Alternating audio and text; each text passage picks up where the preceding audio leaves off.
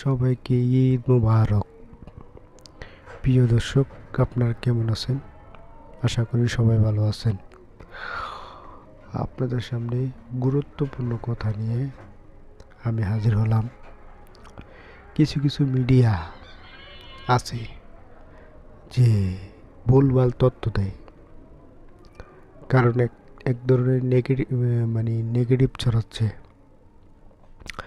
যারা এই ক্যামেরার সামনে আইসা কথা বলে, তারা, আমি নাম বলবো না, আছে মনে করুন নিউজ করে দলের থাকলে চারটা দলরে একবারে নিষ্কীর্ণ করে দেয়।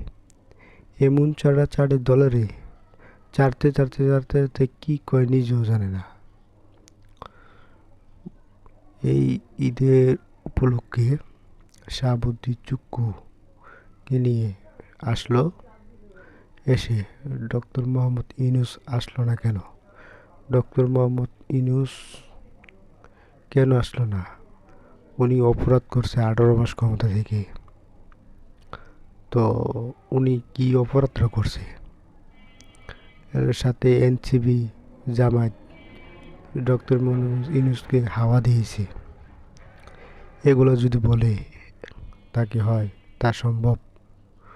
উনি আসছে না, উনি মনে করেন দেশের প্রধানমন্ত্রী নাই, ওনার কাছে ক্যামেরা যায় নাই, তো উনি আসছে না। উনি না আসার কারণে উনি কি অপরাধ করছে?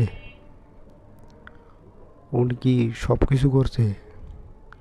যে মানুষ, বাংলাদেশের মানুষ এরকম কেন রে ভাই? কেন এরকম করে? একজন মানুষ যদি নামাজে আসছে, তাকে ক্যামেরা না দেখাইলে এতে কি অপরাধ করছে? প্রিয় দর্শক, আপনারা কমেন্ট করে জানাবেন যে এতে কি অপরাধ করছে কিনা। এরপরে এই দেশটার মাঝে ভারতের দালাল কোনো অভাব নেই। বাহিরের দেশে বসে বসে এই এই জনের মানে পাও চাড়ে, এই জনের হেডে চাড়ে, চাটে যেটা বলে। তুই মিডিয়া বলো, সত্য কথা বল। কেন তো দল দল ভালোবাসুস, তাতে কোনো সমস্যা নেই, দল ভালোবাসতে পারেন, তাতে কোনো অসুবিধা নেই। তো এভাবে একটা মিথ্যাচার বদনাম করা কি ঠিক? যদি অন্যায় করে থাকে এটা সরকারে বুঝবে, সরকার দেখবে। ডক্টর মোহাম্মদ ইউনূস যদি অন্যায় করে, এটা সরকার, তারা আছে, তারা বুঝবে। ডক্টর ইউনূস তো অন্যায় করলে তো দেশ ছেড়ে পালালে না, দেশেই আছে। তাহলে কেন এরকম? বাংলাদেশের মানুষ আসলেও ভালো হবে না, ন্যায় ইনসাফের পক্ষে কথা বলে না, খালি শুধু কিরকম কার চাটতে পারে হেডের টেনশনে থাকে। যে প্রধানমন্ত্রী হয় তার খালি পাও চাড়া, মানে তার দলের চাইটটা একবার শেষ করে দেয়।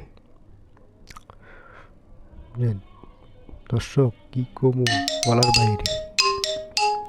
তো ভালো থাকবেন, সুস্থ থাকবেন। আপনাদের সবাইকে ধন্যবাদ।